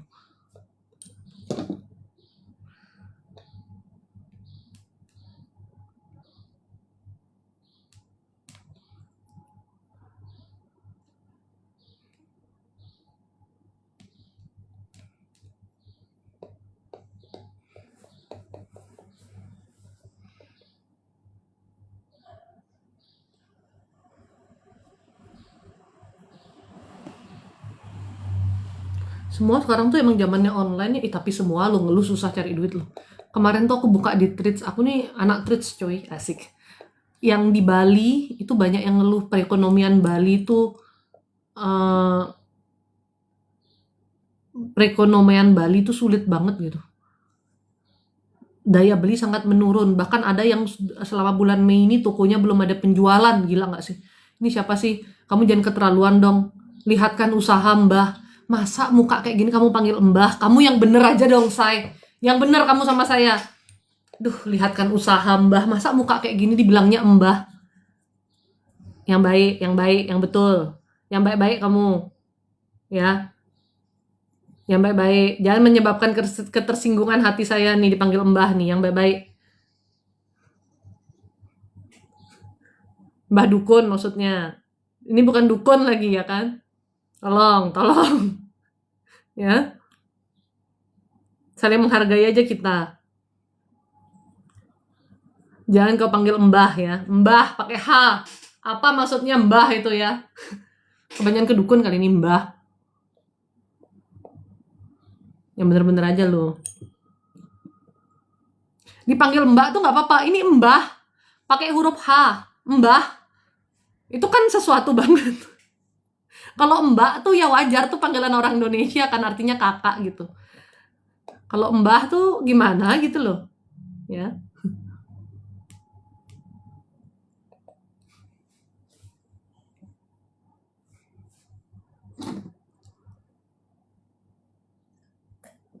Ya, di live session ini tuh emang ada pertanyaan-pertanyaan yang sensitif. Umur, berat badan gitu, sensitif tuh. Terus kalau dia bilang, kok Cece makan terus ya? Tuh, itu sensitif itu sebetulnya. Banyak sekali yang sensitif itu ya. Yang berhubungan sama kayak gitu-gitu tuh sensitif itu.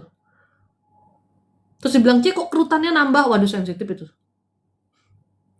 Tapi aku minum magnesium glycinate itu enak banget tidur. Itu ngaruh banget ke kulit loh sama kantong mata loh. Emang ternyata tidur sengaruh itu. Terus ngaruh banget ke kadar lemak tubuh. Kebetulan kan aku tipe olahragawati nih. Jadi memperhatikan itu.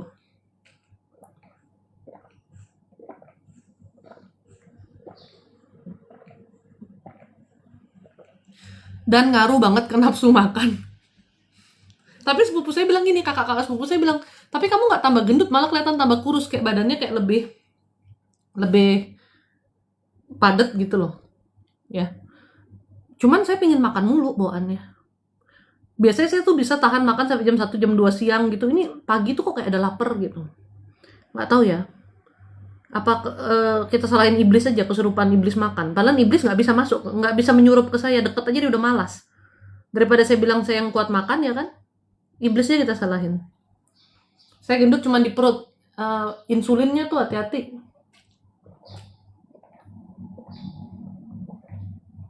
Bisa jadi tanda diabetes. Karena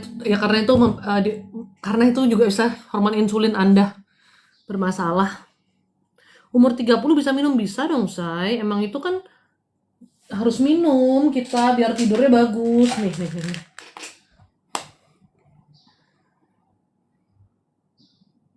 Pilnya sih gede banget sih. Dia pilnya gede banget. Tuh. Cuman bagus. Intinya tuh nggak ada guna kamu jaga makan, nggak ada guna kamu olahraga kalau jam tidurmu jelek. Itu dia. Efek yang paling kelihatan kalau minum magnesium buat Cece apa? Tidurnya lebih enak. Tidurnya juga lebih cepet ya. Biasanya aku tuh jam 1, jam 12, jam 1 tuh kan masih melek tuh. Kalau abis minum ini tuh 1 jamnya aja udah rileks langsung tidur. Jadi aku bisa tidur tuh jam 10, jam 11. Dan karena aku tuh pasti kebangun di jam 6 pagi. Kalau jam 10, jam 11 kan aku punya kualitas tidur 7-8 jam. Ya, dulu sih 6 jam, 5 jam, 6 jam, 5 jam, 6 jam. Itu kerasa masih agak teler gitu, kayak kurang enak lah. Nah, kemarin itu kan aku pergi makan all you can eat tuh sama sepupuku. Sampai rumah aja setengah 11. Belum mandi-mandi, belum ngapain. Akhirnya aku baru bisa minum vitamin, bisa selesai itu di jam 11-an kan. Tidurnya baru jam 12. Pagi tadi kebangunnya jam 6, jam 5 pipis. Itu aja rasanya kurang enak. Waktu mau nganter anak tuh kayak agak teler. Sampai aku dengan ininya aku minta suamiku ikut nganter. Jadi kita sekeluarga saya ke sekolah saya. Saya bilang sekalian ke Tiara yuk mau belanja. Jadi sekeluarga kita ke sekolah gitu.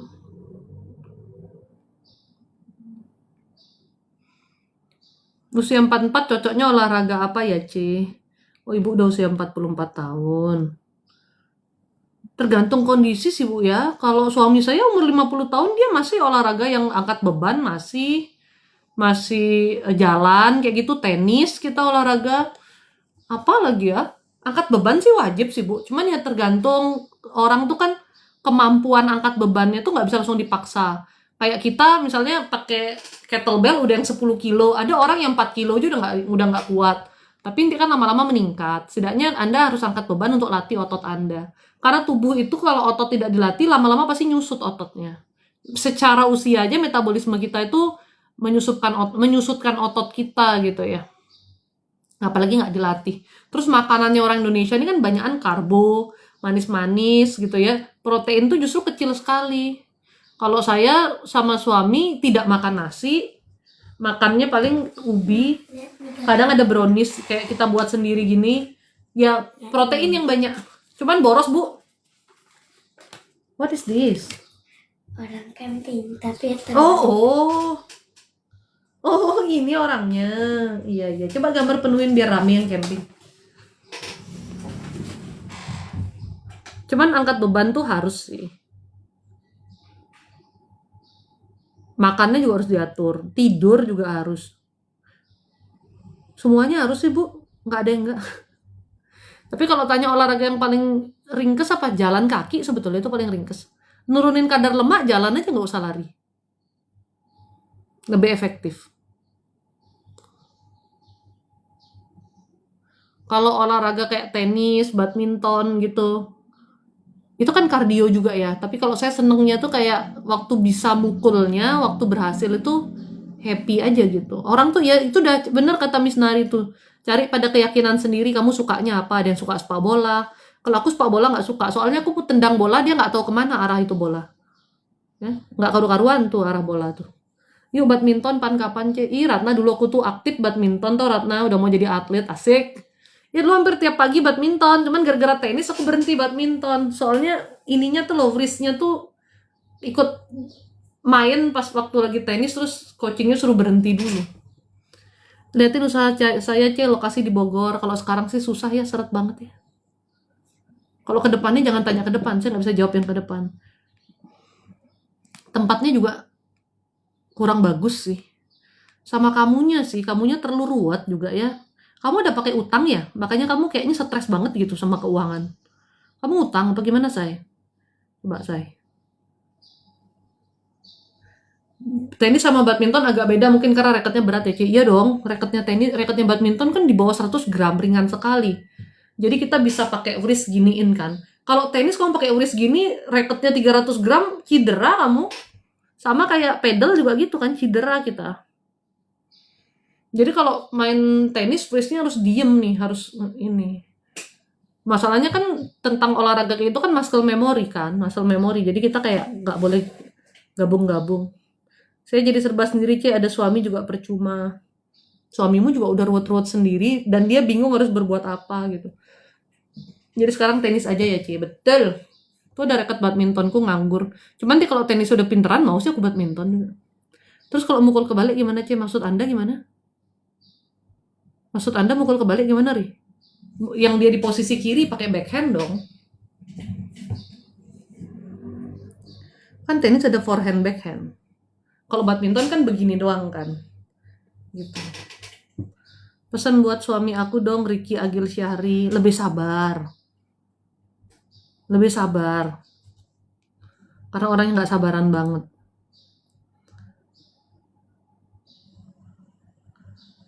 Kalau saya nambahnya kebun sawit, cocoknya di Kalimantan, Riau, petunjuk C. Di mana ya? Kalimantan sih.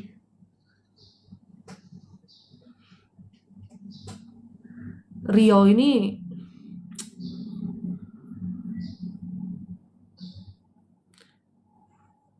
lama-lama hancur dah.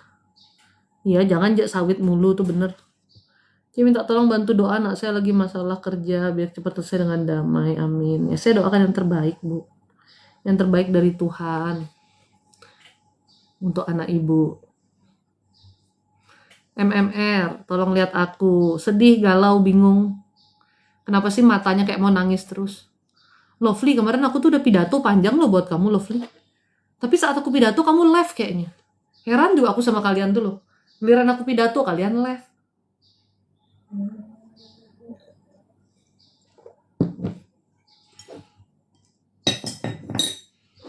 Capek, C. Ya Ratu Sukma, jujur aja ya. Aku juga kalau sebagai wanita, gimana sih? Aku juga kalau sebagai wanita, aku kan memang wanita ya. Maksudnya ya sebagai seorang istri gitu ya. Kalau aku disuruh menanggung rumah tangga sendirian, kayaknya aku nggak kuat juga sih. Pasti aku stres banget sih, capek banget sih. Dengan kondisi zaman kayak gini ya. Tapi gimana dong? Makanya nih ya, buat kita yang punya anak laki-laki, ajarkan mereka untuk bertanggung jawab. Tanamkan ke mereka bahwa kamu tuh yang memang the breadwinner-nya di rumah gitu loh, yang providernya di rumah tuh seharusnya kamu gitu. Istri itu kalau dia bisa kerja, istri bisa menghasilkan, itu bentuknya bantuan. Tetap kamu yang providernya. Dan kita harus menanamkan di anak-anak kita itu yang selain jiwa bertanggung jawab itu jiwa mau berusahanya. Soalnya banyak tuh orang tuh kagak mau berusaha, sebenarnya bisa kok. Makanya saya paling bingung dah kalau udah bilang nggak ada kerjaan, C, nggak bisa gini, nggak bisa gitu.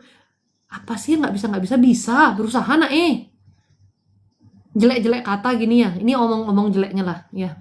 Kamu kalau bilang kamu nggak punya uang tuh nggak bisa kerja, nggak dapet gini, nggak dapet gitu, nggak bisa gini, nggak bisa gitu, kamu jadi supir Grab aja deh. Kamu nge-Grab aja, dapet kok duit. Jadi kalau kamu bilang nggak bisa cari uang itu, saya rasa bukan nggak bisa sebenarnya, nggak maunya ada dua, memang males atau gengsi gitu ya. Nggak males tuh dalam kategori juga nggak bisa berusaha, nggak mau berusaha loh, karena segala sesuatu kan kita harus belajar ulang ya. Soal usaha tuh tergantung kita maunya gimana tuh. Kuli juga dapat duit, bener, kuli juga dapat duit. Terus jangan pernah merendahkan suatu pekerjaan ya, saya beneran nih ya. kita itu belum tentu bisa mengerjakan itu loh. Tadi saya baru ngobrol sama suami saya. Kan suami saya tuh lagi pingin bercocok tanam.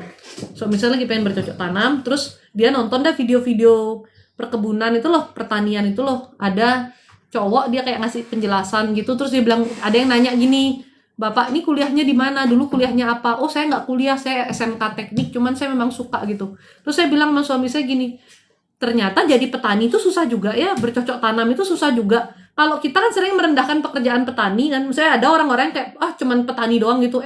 Petani itu kayaan dari kamu tahu, dia punya harta, dia punya tanah itu. Walaupun ada sih petani yang dia ngegarap tanah orang ya.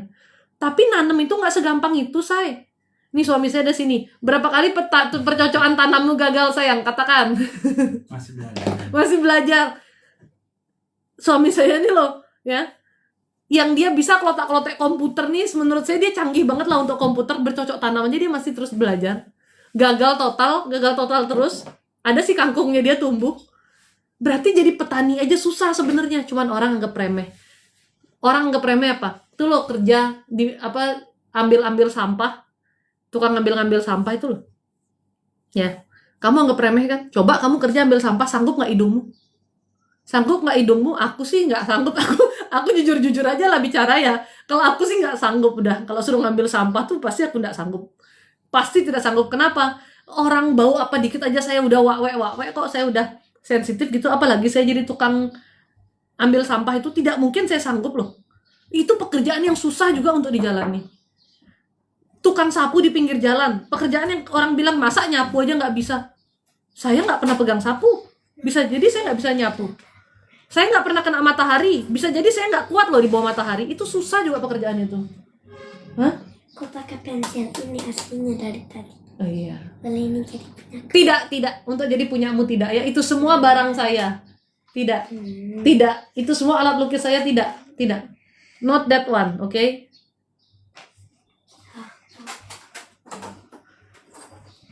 Saya ini rebutan alat lukis sama anak, tahu itu semua alat-alat lukis saya tuh dia pakai itu saya rebutan sama dia. Dia mau menguasai alat lukis saya. Aduh, saya tidak mau itu pensil-pensil itu. Bisa saya selesaikan semuanya, C. Ya walaupun berat, yang namanya hutang harus bisa, Bu. Kalau nggak rezekinya nanti lebih seret lagi. C, temen aku udah pernah periksa setiap promil, tapi nggak ada apa-apa, C. Gimana ya, C? Sampaikan. Perut kanannya itu yang bermasalah. Gimana sampaikannya juga? Kami di sini petani tulen, C. Tantangan terbesar kami itu alam, misal banjir sama hama. Nah itu susah kan? Belajar nanemnya aja susah, Bu. Biar dia tumbuh tuh gimana caranya? Susah. Kanannya saya, kirinya dia. Itu yang saya lihat. Yang masalah. Jadi jangan meremehkan suatu pekerjaan ya. Semua tuh pekerjaan tuh susah. Kalau kita tidak biasa menjalankannya, semua itu susah. Tapi kalau kita mau coba, bisa. Kamu Gojek aja penghasilannya lumayan loh kayaknya. Sekarang apalagi untuk driver kan lebih ditambahin kan persenannya. Itu teman kakak saya jadi driver Grab itu lumayan loh. Ya, apalagi kalau di Denpasar di Bali sini tuh dia banyak main tuh di deket bandara, enggak dari bandaranya dia, di deket-deket bandara, terus biasanya langsung nawarin tamu-tamunya tuh untuk kayak jadi rent car gitu loh, besok saya jemput ya kita kemana kayak gitu caranya mereka. Ada aja lah peluang kalau mau kerja tuh ada sayang, ya kitanya mau apa enggak itu aja masalahnya kitanya nih juga kadang-kadang nih kerjanya nggak enak dikit nggak mau, ini dikit nggak mau, itu dikit nggak mau, ya. Ini orang nanya kondisi rumah tangganya sama Cici yang menjalani rumah tangganya dia. Kalian ini kok lucu-lucu sih? Kalau Ibu Alexandra Lenawati ini rumah tangganya sih sebetulnya sangat dingin ya, seperti kutub utara ya. Asli Anda seperti kutub utara lo rumah tangganya lo. Bersama tapi hatinya tuh sama-sama beku gitu. Minta pembalut dulu, C. Takut mers. Sampai dulu Anda di sini baru saya kasih. Gimana caranya saya kasih? Anda di mana sekarang? Sayang bola tenisnya lihat sayang. Udah dibawa belum nanti? Mau main nggak ada. C, adakah pesan Tuhan untuk saya? Susi Rukmana, sungguh-sungguh di jalan Tuhan karena ikatannya banyak dan ikatan itu yang membuat rezekimu tuh seret. Kamu amarahnya juga besar sekali sayangku. Udah dekat dengan gerbang lah, bukan dulu tuh gerbangnya. Sebentar lagi saya sudah menyampai nih. Gerbangnya sekarang tidak dikunci. Anda masuk aja langsung, Anda masuk ke dalam rumah saya ya.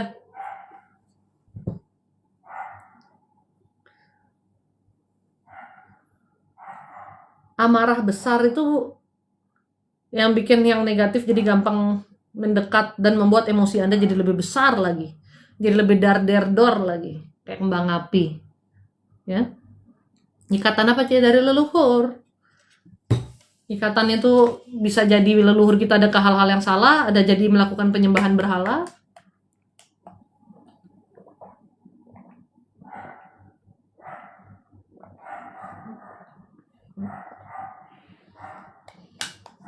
Ibu Herlina ini kemarin sudah saya jawab juga loh. Tentang anaknya punya jodoh. Oke deh. Share.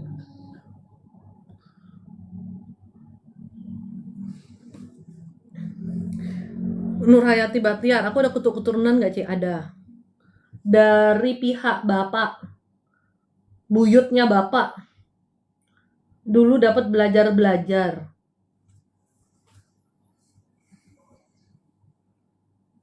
Ketahuan loh itu. Kalau di track garisnya. Tuhan sih yang tahu ya.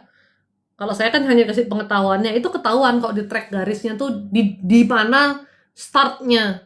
Turunnya sampai ke siapa. Itu ketahuan. Dan itu biasanya kelihatan loh. Maksudnya kelihatannya dalam bentuk apa? Dalam bentuk kehidupannya yang nggak terlalu damai gitu. Ada kekacauan, porak-porande. Semakin orang itu terlibat dalam perdukunan, dalam hal-hal negatif, dalam kosa-kosa gelap, dalam penyembahan berhala, semakin porak-poranda hidupnya. Kadang orang tuh ngeliatnya dari luar kan ya, kayak keluarganya nih harmonis, kelihatannya dari luar, tapi orang-orang dalamnya hatinya frustasi semua, anak-anaknya frustasi, orang tuanya frustasi, kelihatannya kayak baik-baik aja gitu, ternyata uang perekonomiannya dalam kacau, kayak gitu banyak sekali yang saya lihat tuh, sakit-sakitan, nggak karu-karuan gitu, banyak tuh yang kayak gitu tuh, banyak banget yang saya lihat yang unik-unik rupa-rupanya, kayak gitu, ya. Mertua saya Buddha, C, tapi suamiku sudah almarhumah. Jadi sekarang aku sama anak aku harus gimana, C? Salah satu-satunya memutus kuasa hal itu ikatan-ikatan cuman kita sungguh-sungguh di jalan Tuhan. Saya nggak ngerti dengan banyaknya orang yang tidak percaya adanya ikatan seperti itu dan tidak percaya dengan adanya dunia gaib. Kalian tuh mainnya kurang jauh apa gimana sih? Kalau di agama Kristen Katolik dikatakan ada iblis, berarti dunia gaib itu ada, yang tidak terlihat itu ada. Apalagi di agama Islam. Di agama Islam tuh jelas mengatakan bahwa adanya jin-jin, ciptaan Tuhan juga tuh adanya dunia gaib, say. Dunia gaib itulah dunia roh itu yang tidak bisa Anda lihat itu loh. Dan ikatan-ikatan kita, karena kita juga punya roh dalam diri kita, ikatan-ikatan kita tuh ya juga ada secara roh itu gitu. Jadi sebenarnya setiap orang punya ikatan itu. Makanya tugas setiap orang adalah sungguh-sungguh berjalan di jalan Tuhan. Nggak ngerti sama orang yang bilang nggak percaya kalau setan tuh ada. Berarti Anda tuh nggak mempercayai adanya dunia roh itu tuh, orang Anda aja punya roh, Anda nggak percaya dengan dunia roh. Roh Anda dicabut aja gimana? Heran, bingung juga saya loh. Kalau di Islam itu lebih jelas dijelaskan tentang dunia gaib tuh lebih jelas daripada di Kristen. Bahwa jin itu ada, makhluk-makhluk ciptaan Tuhan, iblis tuh ada. Iblis sama jin tuh beda loh, say. Kalau saya menyebut makhluk, mereka tuh makhluk jahat, makhluk negatif, karena tetap kita nggak boleh berurusan sama jin kiprit, kayak jin koprot, kayak terserah. Jin putih, jin biru, jin pelangi-pelangi, semua nggak boleh. Kan jelas kita menyembahnya hanya ke Tuhan saja. Itu ada dijelaskan, ya. Makhluk-makhluk lain ciptaan Tuhan yang kita sebut setan, tuh kadang-kadang ya jin itu. Ada juga yang memang makhluk-makhluk roh yang akhirnya dia jadi kunti, jadi ini, jadi itu tuh ada, semuanya tuh ada sebetulnya. Itu kan hal yang nggak bisa Anda lihat, termasuk ikatan-ikatan roh kita Anda nggak bisa lihat sebenarnya, tapi ada terikat. Dan apa yang terikat pada roh kita itu membebani kehidupan jasmani kita, membebani kehidupan diri kita. Sayang, I think Ina di bawah, sayang. Bentar, tolong kasih dia ini. Enggak nih. Ada di kotak rak itu saya ambilin softtek deh. Sama aja ya, Ci. Ya sama lah, saya. Apa sih bedanya orang dunia yang kita tempatin ini lo satu sama Tuhan kita ini lo sebenarnya sama. Cuman penyebutannya aja berbeda-beda. Nanti kamu mati, kamu sendiri akan melihat itu kok. Awas deh kalau kamu mati baru kamu cari aku lagi, ya nggak bisa juga kamu cari aku loh. Buat bilang bener lo kata Cece gitu. Awas kamu ya. Orang udah kasih tahu yang bener kamu nggak percaya. Kamu aja manusia yang suka membeda-bedakan tau.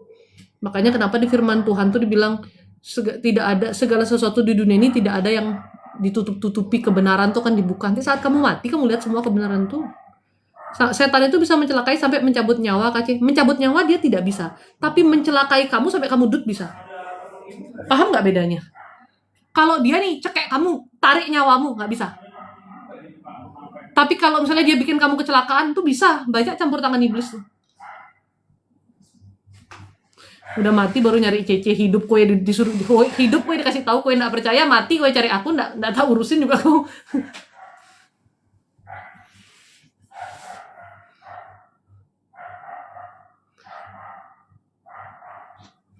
Jadi seperti itu ya, Miska. Roro jahat itu sering bikin orang celaka tau, dibikin ngeblank di jalan jadi tabrakan. Makanya banyak tuh yang orang-orang mau ke tempat saya tuh admin saya tak suruh ingetin, suruh doa di jalannya. Kenapa? Takut diganggu, pikirannya dibuat ngeblank. Orang ngeblank nyetir motor gimana? Nabrak bisa-bisa. Bengong-bengong ngeblank gitu, dibikin kayak gitu. Nanti ada yang dibikin ngantuk, dibikin kebingungan di jalan. Bahkan banyak kecelakaan-kecelakaan tuh ya, mereka matanya kayak ditutup, nggak lihat depannya ada apa. Nabrak. Hello, tunggu bentar, say. Temen saya sudah datang ya. Kita sudahi saja lu live ini ya. Aku mau tenisnya jauh lagi di intercon. Biar nggak telat, say. Nanti aku ditempeleng sama teman-temanku. Ya. Lovely, kamu emang sesat lo, Lovely. Untung komen itu nggak bisa terbaca oleh orang lain. Saya aja yang membaca. Disuruh nonton YouTube-nya Ningsih Tinampi. Kamu tahu nggak Ningsih Tinampi itu dukun? Ngapain kamu nonton yang kayak gitu-gitu? Kamu kemasukan setan nanti, say. Nggak perlu nggak kamu tahu dunia gaib dari hal-hal kayak gitu. Itu kebanyakan errornya itu orang. Itu dia tuh dukun, say. Aku gak heran kamu tuh error, ya. Yang dia bilang sini setannya masukin ke perut, ngapain? Enakan nasi dimasukin ke perut, say. Enakan kacang brownies dimasukin ke perut. Ngapain setan dimasukin ke perut? Ngapain setan disimpan di perut kita? Hey, aku mau perutku ramping ya. Aku gak mau perutku isi setan. Ini bener-bener aja lu tontonan lu Ningsih Tinampi lu. Terus lu percaya lagi sama Ningsih Tinampi. Bener-bener lu. Kudu di-sliding palanya, ya. Suruh percaya Tuhan susah, percaya Ningsih Tinampi. Tahu dukun nggak? Tuh, dia tuh dukun, say. Ya, dia tuh dukun. Understand nggak lu? Ya itu mendingan masukin tipat gerenceng ke perut kita daripada masukin setan. Dia kan gitu kan? Kamu lihat perut saya masukkan kamu ke perut saya. Ya ngapain? Mendingan makan tipat gerenceng. Mendingan makan Indomie sekalian masukin ke perut kita. Ngapain setan dimasukin ke perut kita? Ada kita usir-usir setan dari badan kita kok kita suruh dia masuk ke perut kita. Ya masuk akal aja lu. Gitu lu percaya. Nggak usah suruh dia masuk ke perut kita. Biar aja dia mati, dibakar api neraka tuh. Ngapain di perut kita? Ya bener-bener kamu jadi marah. Jadi mau ngomel nih. Ntar lagi kamu yang tak smash pakai raket tenisku tuh.